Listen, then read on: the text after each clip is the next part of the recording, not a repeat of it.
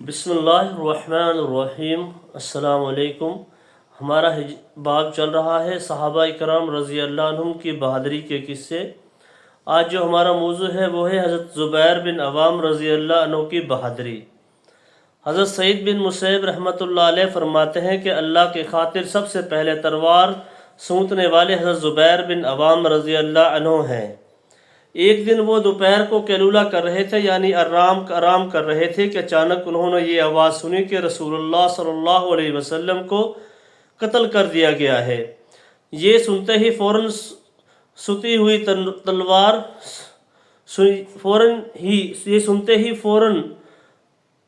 ہوئی ننگی تلوار لے کر باہر نکلے، اور وہ حضور صلی اللہ علیہ وسلم دونوں ایک دوسرے کو بالکل آمنے سامنے آ کر ملے۔ حضور نے پوچھا، اے زبیر تمہیں کیا ہو گیا؟ انہوں نے عرض کیا کہ میں نے سنا کہ آپ شہید کر دیے گئے ہیں۔ حضور نے پوچھا، پھر تمہارا کیا کرنے کا ارادہ تھا؟ انہوں نے عرض کیا، میرا یہ ارادہ تھا کہ میں آنکھ بند کر کے مکہ والوں پر ٹوٹ پڑوں۔ حضور صلی اللہ علیہ وسلم نے ان کے لیے دعا خیر فرمائی۔ انہی کے بارے میں اسدی شاعر نے یہ اشعار کہے، حضرت زبیر مرتضیٰ سردار کی تلوار ہی وہ تلوار ہے جو اللہ کی خاطر غصہ کرنے میں سب سے پہلے سونتی گئی ہے۔ یہ دینی حمیت ہے جو ان کے زیادہ بہادر ہونے کی وجہ سے ظاہر ہوئی ہے، اور کبھی زیادہ سننے والا کسی قسم کی بہادریوں کو جمع کر لیا کرتا ہے۔ حضرت عروہ رضی اللہ عنہ فرماتے ہیں کہ زبیر بن عوام رضی اللہ عنہ نے مسلمان ہونے کے بعد یہ شیطانی آواز سنی کہ حضرت محمد صلی اللہ علیہ وسلم گرفتار کر لیے گئے ہیں۔ اس وقت حضرت زبیر رضی اللہ عنہ کی عمر 12 سال تھی۔ یہ سنتے ہی انہوں نے اپنی تلوار سونت لی اور حضور کی تلاش میں گلیوں میں بھاگنے لگے۔ حضور اس وقت مکہ کے بالائی حصہ میں تھے۔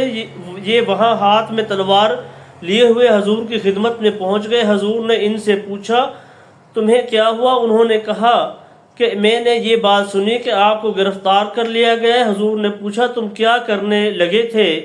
انہوں نے کہا کہ آپ کو گرفتار کرنے والوں کو اپنی اسی تلوار سے مارنے لگا تھا۔ اس پر حضور صلی اللہ علیہ وسلم نے آپ کے لیے اور آپ کی تلوار کے لیے دعا فرمائی اور ان سے فرمایا کہ واپس لوٹ جاؤ، یہ سب سے پہلی تلوار ہے جو اللہ کے راستہ میں سونتی گئی تھی۔ ابن اسحاق سے روایت ہے کہ جنگ احد کے دن طلحہ بن ابی طلحہ ابدری مشرکوں کا جھنڈا اٹھائے ہوئے تھے۔ اس نے مسلمانوں کو اپنے مقابلہ پر میدان میں نکلنے کی دعوت دی، چنانچہ لوگ ایک دفعہ تو اس کے ڈر کی وجہ سے رک گئے، اس کے مقابلہ کے لیے جانے پر کسی نے ہمت نہ کی۔ پھر حضرت زبیر بن عوام رضی اللہ عنہ اس کے مقابلہ کے لیے نکلے اور چھلانگ لگا کر اس کے اونٹ پر اس کے ساتھ جا بیٹھے، اور اونٹ پر ہی لڑائی شروع ہو گئی۔ حضرت زبیر نے طلحہ کو اوپر سے نیچے زمین پر پھینک کر اسے تلوار سے ذبح کر دیا۔ حضور صلی اللہ علیہ وسلم نے ان کی تعریف فرمائی اور فرمایا کہ ہر نبی کا کوئی جانثار حواری ہوا کرتا ہے، میرے حواری زبیر رضی اللہ عنہ ہیں۔ اور فرمایا، چونکہ میں نے دیکھا تھا کہ لوگ اس کے مقابلہ میں جانے سے رک گئے تھے، اسی وجہ سے اگر یہ زبیر اس کے مقابلہ میں نہ جاتے تو میں خود جاتا۔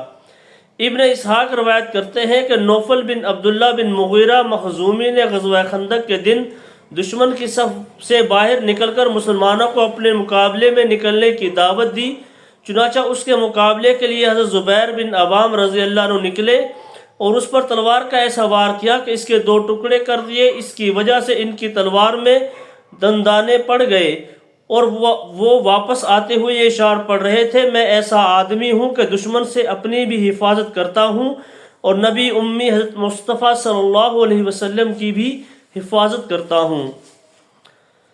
حضرت اسماء بنت ابی بکر رضی اللہ عنہ فرماتی ہے کہ ایک مشرک ہتھیار لگائے ہوئے آیا اور اونچی جگہ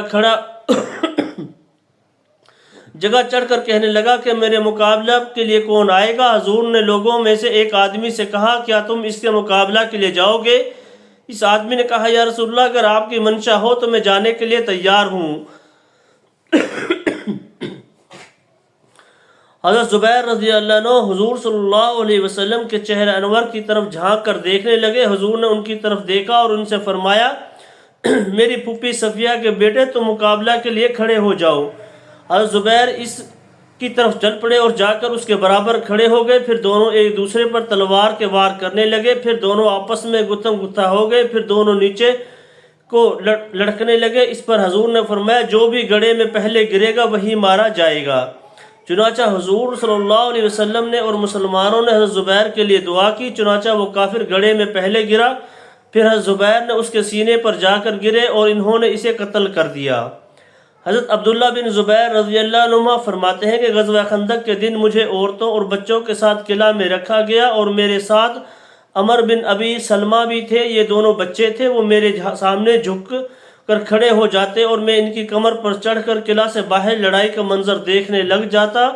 چنانچہ میں نے اپنے والد کو دیکھا کہ وہ کبھی یہاں حملہ کرتے اور کبھی وہاں، جو چیز بھی ان کے سامنے آتی وہ لپک کر اس کی طرف جاتے۔ شام کو جب وہ ہمارے پاس قلعہ میں آئے تو میں نے کہا اے ابا جان، آج آپ جو کچھ کرتے رہے ہیں میں اسے دیکھتا رہا۔ انہوں نے کہا اے میرے بیٹے، کیا تم نے مجھے دیکھا؟ میں نے کہا جی ہاں۔ انہوں نے کہا میرے ماں باپ تم پر قربان ہوں۔ حضرت عروہ رضی اللہ عنہ فرماتے ہیں کہ رسول اللہ صلی اللہ علیہ وسلم کے صحابہ رضی اللہ عنہ نے غزوہ یرموک کے دن حضرت زبیر رضی اللہ عنہ سے کہا کیا تم کافروں پر حملہ نہیں کرتے ہو تاکہ بھی تمہارے ساتھ حملہ کریں؟ حضرت زبیر نے کہا اگر میں نے حملہ کیا تو تم اپنی پوری بات نہیں کر سکو گے اور میرا ساتھ نہیں دے سکو گے۔ انہوں نے کہا ہم ایسا نہیں کریں گے بلکہ آپ کا ساتھ دیں گے۔ چنانچہ حضرت زبیر نے کافروں پر اس زور سے حملہ کیا کہ ان کی صفوں کو چیرتے ہوئے دوسری طرف نکل گئے اور صحابہ میں سے کوئی بھی ان کے ساتھ نہیں تھا۔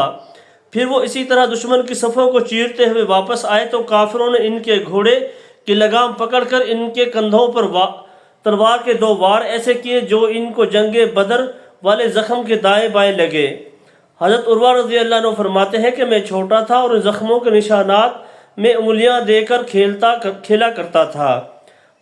غزوہ یرموک میں اس دن حضرت عبداللہ بن زبیر رضی اللہ عنہ بھی ان کے ساتھ تھے اور ان کی عمر اس وقت 10 سال تھی۔ حضرت زبیر نے ان کو ایک گھوڑے پر سوار کر کے ایک آدمی کو سپر کر دیا تھا، جس میں یہ ہے کہ حضرات صحابہ رضی اللہ عنہم دوبارہ وہی درخواست لے کر حضرت زبیر کے پاس آئے تو انہوں نے وہی کارنامہ کر دکھایا جو پہلے دکھایا تھا۔